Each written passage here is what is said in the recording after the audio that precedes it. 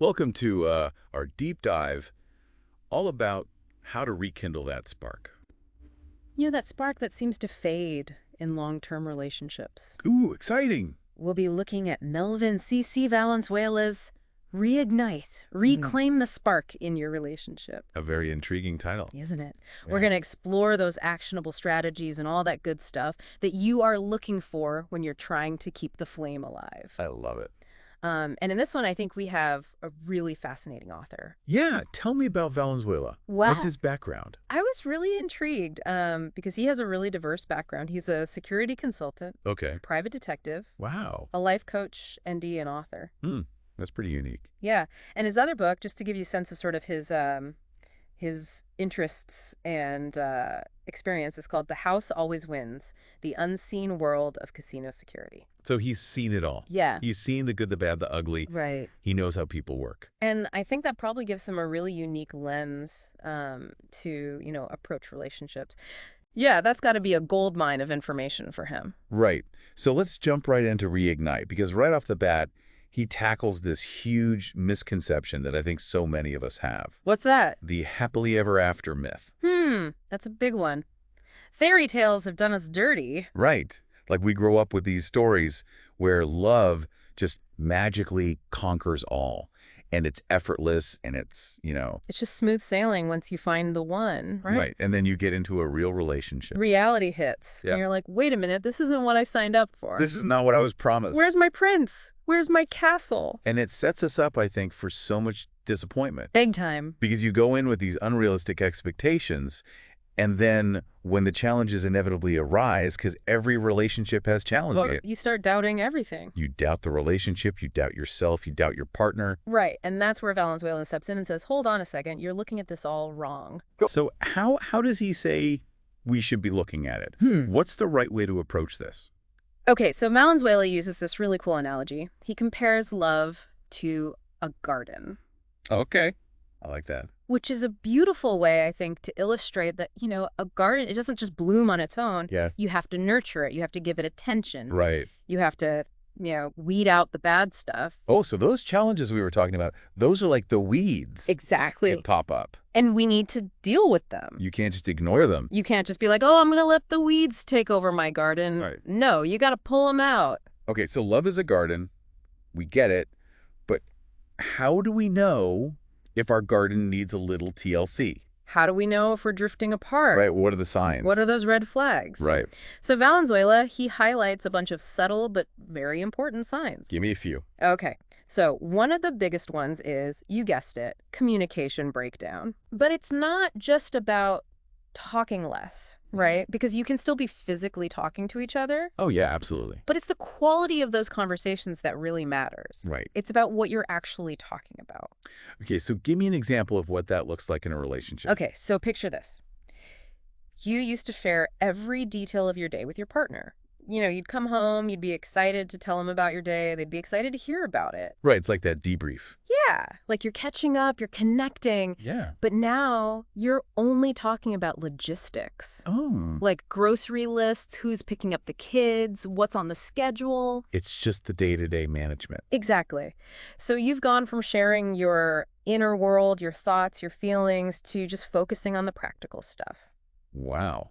And that can be a major red flag. Huge red flag. Because you're essentially living separate lives even though you're physically together. Exactly. And that can be so damaging in the long run. Are there other communication, like red flags? Oh, yeah, definitely. What else? So another big one is emotional withdrawal, where you start holding back your feelings, your concerns, your dreams. Those things that you used to share so freely with your partner. Right. You just kind of keep them bottled up inside. And that can happen for so many reasons, right? Oh, yeah, absolutely. Maybe you've been hurt in the past. Right. Maybe you've been dismissed. Or you just, you're afraid to be vulnerable. Exactly. So you start to build up those walls. Yeah, it's a self-protection mechanism. Right, right. But the problem is those walls they can create a lot of distance in the relationship. Right, because then you're not connecting on that deeper level. Exactly. And that's what happened with Maria and David. Valenzuela tells this story about how Maria stopped confiding in David because he hadn't really taken her concerns seriously in the past. Oh, So she just stopped sharing. shut down. Yeah, and ended up feeling very isolated and alone in the relationship. So it's like building a wall, brick by brick, without even realizing it. And then one day you wake up and there's this huge barrier between you. It's a sad but common story, unfortunately. Are there any other early warning signs that Valenzuela talks about? Oh, yeah, tons. But one more that I think is really important is increased irritability. Oh, irritability, yeah. Those little things that suddenly become huge arguments. Oh, yeah, I think we've all been there, where, the toothpaste cap is left off, or the dishes aren't done, or the trash isn't taken out. Right. It's like all of a sudden those things become deal breakers. But Valenzuela points out that it's often not about the thing itself. It's about underlying resentment or fatigue that's been ignored. Okay, so it's like the trash becomes a symbol of something much bigger. Exactly. Like maybe feeling unappreciated or overwhelmed or just, not feeling heard. Exactly. Okay, that's interesting. So he has this other example of Lisa who's snapping at Tom about the trash, but she's actually, feeling completely overwhelmed with managing the household, and she feels like Tom's not supporting her. Ah, so it's her way of saying, hey, I need help. Exactly. And when those cries go unheard or dismissed, that's when the distance starts to grow. Okay, so we've talked about communication breakdowns, increased irritability. What other signs does Valenzuela highlight? Okay, this one's a biggie. Lack of quality time together. Mm-hmm. I know, life gets busy. We're all juggling a million things. Yeah, work, kids, social obligations, it never ends. Right. But when was the last time you and your partner actually did something fun and engaging together? Something that wasn't just another chore or obligation? That is a good question. Right. And it doesn't have to be something extravagant.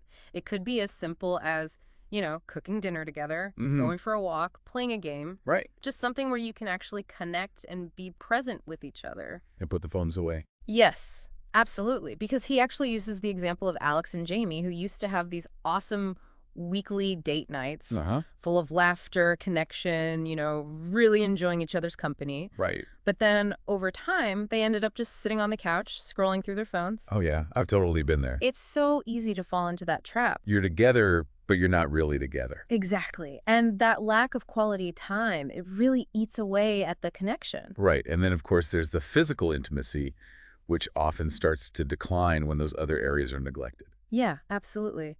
And it's important to remember that physical intimacy isn't just about sex. Right. It's about affection. It's about touch. It's about feeling desired by your partner. Exactly.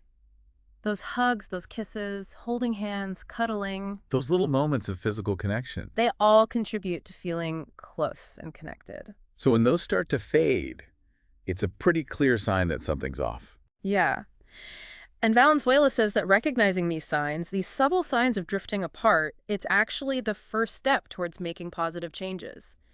It's not about placing blame, but about understanding where the cracks are forming. So you can start to repair them. Exactly, because once you know what the problem is, you can start to fix it. Okay, so we've talked about these internal signs of drifting apart. But what about those external pressures that can impact a relationship? What does Valenzuela have to say about that? Oh, he actually dedicates a whole section to exploring those outside influences that can weigh down a relationship. I can only imagine there's so much. Societal expectations, cultural norms, financial stress, family dynamics. Social media. Yeah, he covers it all. It's like you're not just dealing with the internal dynamics of the relationship. Yeah. You're also navigating all these external pressures. Absolutely. It can be so overwhelming. And he connects it to real life examples, right? Yes, which I think makes it even more impactful. Absolutely. So give me a couple of examples. Okay, so he tells the story of Emma and Leo, who chose not to have children, and they faced constant judgment from their families.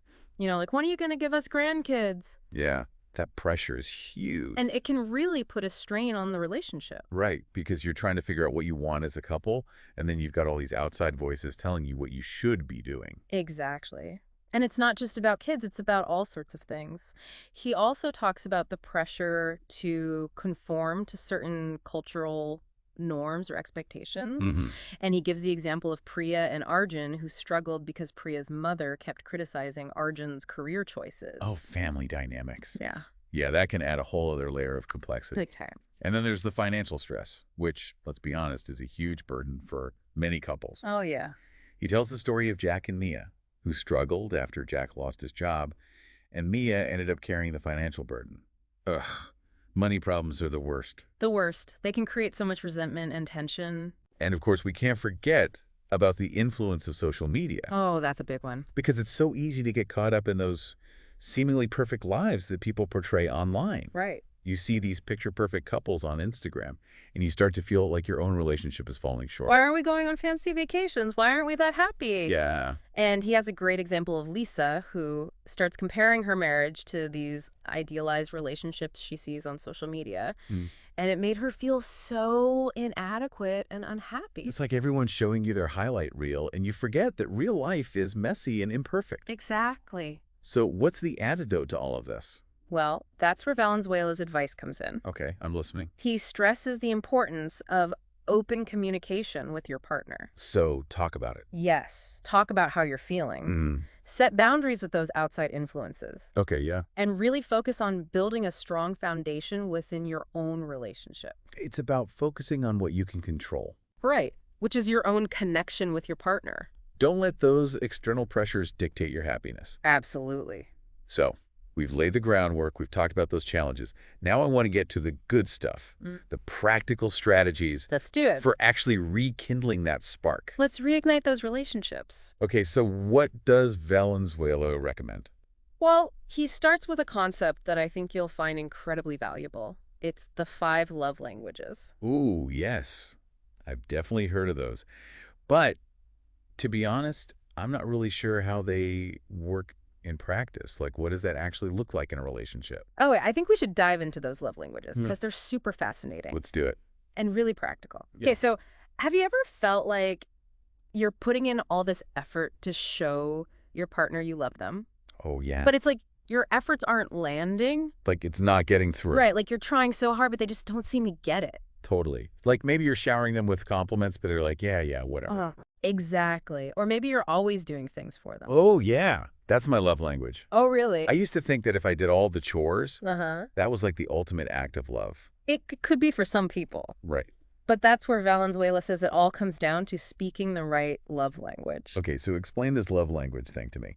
So each of these love languages represents a different way that people give and receive love. So it's Like their preferred way of feeling loved. So it's like a miscommunication almost. Totally. Like you're saying I love you in French, but they only understand Spanish. Exactly.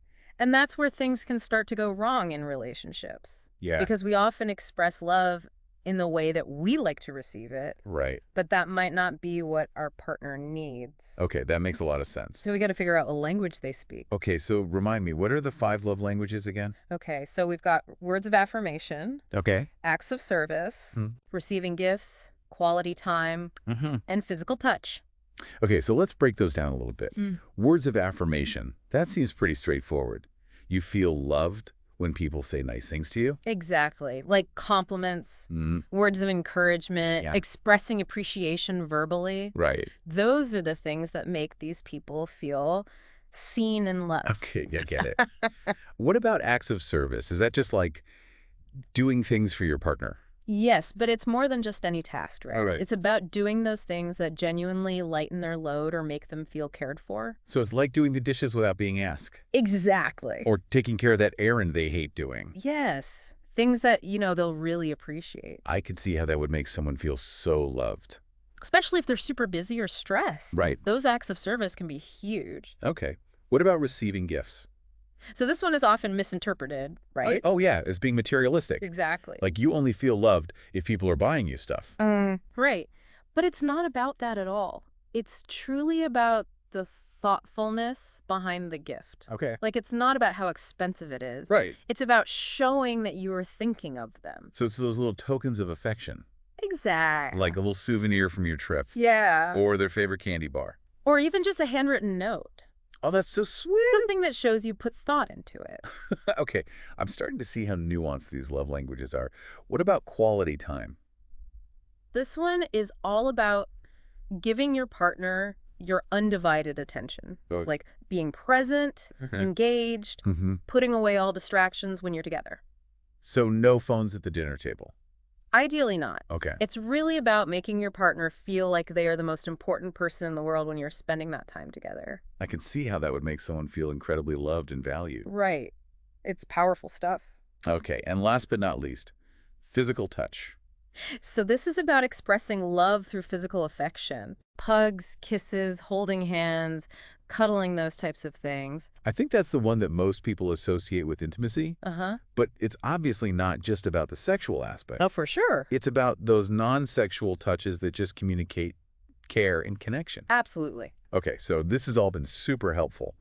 But now that we know the 5 love languages, how do we actually put this knowledge into practice? Okay, so first, you have to figure out what your love language is. How do I do that? Think about what makes you feel most loved and appreciated. Okay. What makes you feel really good? Okay, and then how do I figure out my partners? Do I just ask them straight up? You can definitely ask, but sometimes people aren't even aware of their own love language. Okay, so what do I do? So pay attention to how they express love to you. Okay. What are they already doing that makes you feel loved? That's a good point. Right. And also, what are they complaining about? Oh, interesting. Or what are they requesting the most? Yeah. Those can be clues as to what they're craving. It's almost like those complaints are actually love requests in disguise. Exactly. Why don't you ever give me compliments? Why don't you ever help me with the dishes? Right. Why are we always on our phones when we're together? Boom! There's your answer. Okay, that's amazing. So once you figure out both of your love languages, what's next? Okay, the next step is to start incorporating your partner's love language into your daily interactions intentionally. Oh, okay. So if their language is words of affirmation, make a point of giving them compliments, expressing your appreciation verbally. Right. If their language is acts of service, maybe you finally do those dishes. I knew you were going to say that. Without being asked. Oh, the challenge is on. And if their language is quality time, Yeah. schedule those regular date nights. Okay. Find activities that you can enjoy together where you can truly focus on each other. I think that's the key, right? Yes. It's not just about being in the same room. Right. It's about actually being present with each other. Right. Yes. Putting those phones away, being engaged, making eye contact, really listening. Okay, so it's about making an effort Yes. to express love in a way that resonates with your partner, Exactly. even if it's not your natural inclination. That's the key. And don't be afraid to tell your partner what your love language is, Oh, for sure. so that they can do the same. Absolutely. It's a two-way street. This is such good stuff. Right. It's like a whole new way of looking at love. It is. Okay, so we've talked about the 5 love languages. What other strategies does Valenzuela recommend for rekindling that spark? Well, he has a whole chapter dedicated to romance. Ooh la la. And it's not just about, grand gestures or expensive gifts. Okay, so what is it about? He really emphasizes those small, everyday acts of love and care. I like that. Because those are the things that really add up over time. Okay, so give me some examples. What do those small acts of romance look like? So it could be something as simple as leaving a little note for your partner. Oh, that's cute. Surprising them with their favorite coffee in the morning. Okay. Sending a sweet text message during the day. It's just those little things that make them feel special. Exactly. It's about making that effort Yeah. to show them that you're thinking of them. Even in the midst of our busy lives. Exactly. Which can be so hard sometimes. Right, but those little gestures, they go a long way. Okay. What else? He also emphasizes expressing gratitude regularly. Oh, that's so important. It is. It's so easy to take each other for granted. Especially when you've been together for a long time. Right. You start to assume that your partner will always be there. You get complacent. Exactly. And that's when things start to go downhill. That's when the resentment starts to build. Okay, so how do we prevent that? So Valenzuela encourages couples to actively appreciate each other's efforts, both big and small. Okay. Make a point of saying thank you for the things they do, even if it's something they've always done. It's about acknowledging those little acts of love and service that we often overlook because they become routine. Yes, and it goes beyond just saying thank you, right? Okay. It's about expressing genuine appreciation for who they are and what they bring to your life. Okay, so how do we do that? You could tell them how much you admire their strength or Okay. how grateful you are for their sense of humor. Right. It's about finding those specific qualities Mm-hmm. that you truly cherish and letting them know Okay. how much they mean to you. It's about going beyond the surface level Yes. and really expressing appreciation for the things that make your partner unique. Precisely. And when you do that, it not only makes them feel loved, but it helps you reconnect with those feelings of Yeah. love and appreciation. That you may have lost sight of.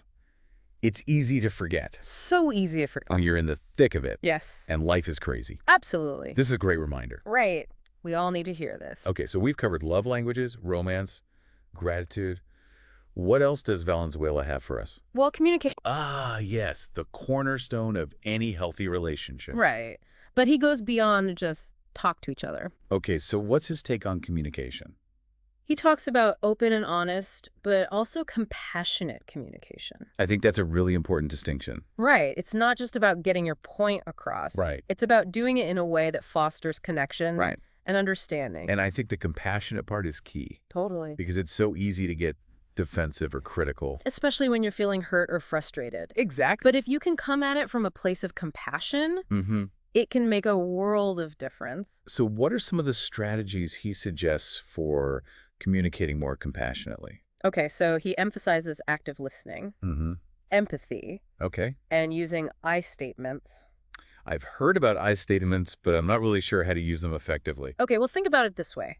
Instead of saying, you always leave your clothes on the floor. Which is like, an attack. Right. It's blaming, it's accusatory. Yeah, it's going to put the other person on the defensive. Exactly. So instead, try saying, I feel frustrated when I see clothes on the floor because it makes me feel like the house is cluttered. Okay, so you're taking ownership of your feelings Right. without attacking your partner. Exactly. You're explaining how you feel Yeah, and why. and you're not blaming them. Right. It's a subtle shift, but it can make a huge difference. It invites your partner to understand your perspective. Right. Rather than just getting defensive. Okay, I love that. It's about creating a safe space Yes. where you can both express your needs and feelings. Without fear of judgment or criticism. I think that's so important in any relationship. Communication is everything. It is. Okay, we've covered a lot of ground here. We've talked about dispelling the happily ever after myth, recognizing the signs of drifting apart, navigating those external pressures, understanding the power of the love languages, incorporating romance into daily life, expressing gratitude, and the art of compassionate communication. Wow, we've been busy. And we've only just scratched the surface of what Valenzuela has to offer. There's so much more to explore. So much good stuff. We haven't even touched on the different types of intimacy beyond the bedroom. Oh yeah, that's a whole other conversation. There's so much more to uncover. Absolutely. So I'm very excited to continue this deep dive. Me too. It's fascinating stuff. In the next part, we'll delve into those different types of intimacy, emotional, physical, intellectual, and even spiritual, and uncover Valenzuela's practical advice for reigniting the spark on every level.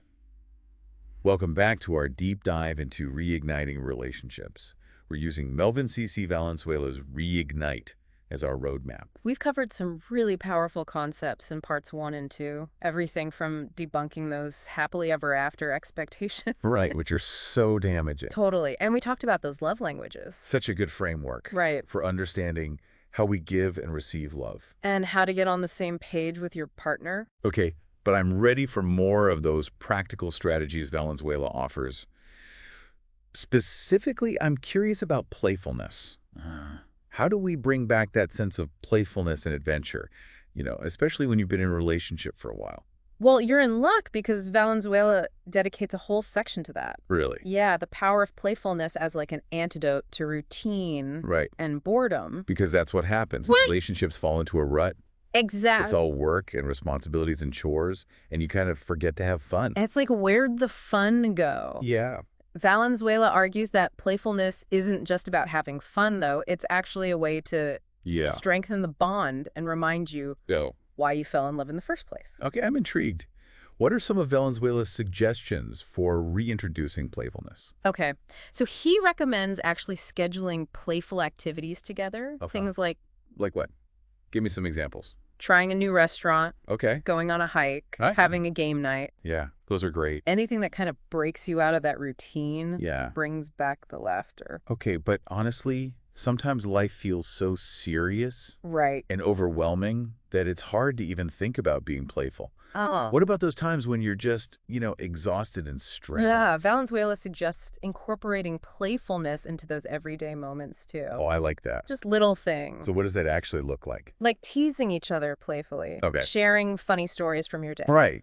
Or even just like a silly inside joke that you have. It's finding those little moments Yes. to connect and laugh together. Even amidst the chaos. Right. And I think those small moments can really make a big difference in shifting the overall energy of the relationship. For sure. They add up. Okay, so we've got playfulness. Then he takes it a step further. Oh, okay. He talks about the importance of shared adventures. Adventures. Yes. For creating those lasting memories and really strengthening the bond. Does that mean we have to, book a big trip or something? Not necessarily. He says an adventure can be anything that takes you out of your comfort zone and creates that shared experience. It could be exploring a new part of your city, trying a new activity together, or even just taking a different route on your evening walk. It's just about doing something different, experiencing something new together. And then you create those, remember when we? Yes. Moments. Those are the best. That become part of your story as a couple. And then you can look back. Yes. And laugh about those memories. Exactly. Okay, playfulness, shared adventures, definitely key for rekindling that spark. But what about when you feel like you've just lost sight of who your partner is? Yeah. You've been together for so long that you've stopped really seeing each other as individuals. Yeah, it's easy to fall into that trap. Right. You just get so used to each other. You take each other for granted. Yeah. So what do we do about that? That's where Valenzuela suggests something I think is so interesting. Okay, what is it? He says, rediscover your best friend. Wait, so we should be treating our partners like we're just getting to know them again. It might sound strange. Like we're on a first date almost. Yes. He encourages couples to approach each other with a renewed sense of curiosity and appreciation. Okay, how do we actually do that? So he provides a list of questions to ask each other, like, what are you most passionate about these days? What makes you feel most alive? Oh, those are good. Right. Because you're going beyond those surface level conversations. Right, you're really trying to get to know them again. Yeah. Like what's going on in their heart and in their mind.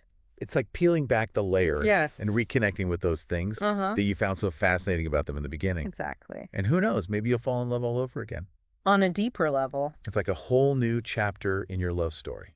And speaking of chapters, Valenzuela reminds us that love is not a destination, it's a continuous journey. Right. It's not about trying to achieve some perfect state Right. of happily ever after. Because that doesn't exist. And it takes the pressure off. Right. To try and be perfect all the time. It's about embracing the messiness. The ups and downs. The adventure of being in a relationship. Right. Because there are going to be challenges and disagreements.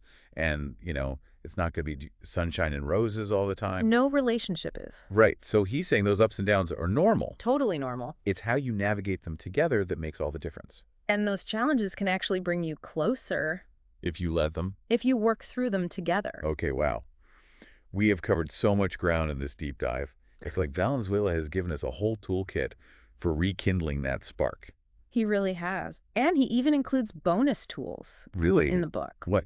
Weekly check-in worksheets, a date night idea generator. Oh, I love those. He really gives you a roadmap. That's so cool. For reigniting and nurturing that connection. So as we wrap up our deep dive into Reignite, what are some key takeaways for our listeners? First and foremost, remember, love is a garden, not a fairy tale. It requires constant nurturing. Yes. Attention. You got to weed out those negative thoughts and behaviors. Absolutely. And communication. Oh my gosh. Communication is key. Be open, be honest, and be compassionate with your partner. And remember, intimacy, it's not just physical. It's about connecting on all those levels. Emotional, intellectual, and spiritual. This has been such a fantastic deep dive. I agree. So much good stuff. We hope you found these insights helpful and that you're feeling inspired to nurture your own relationship. Rekindling that spark is about embracing the ongoing adventure of love. With your best friend. Exactly. And with that, we'll leave you with one final question to ponder. What small act of love will you do for your partner today?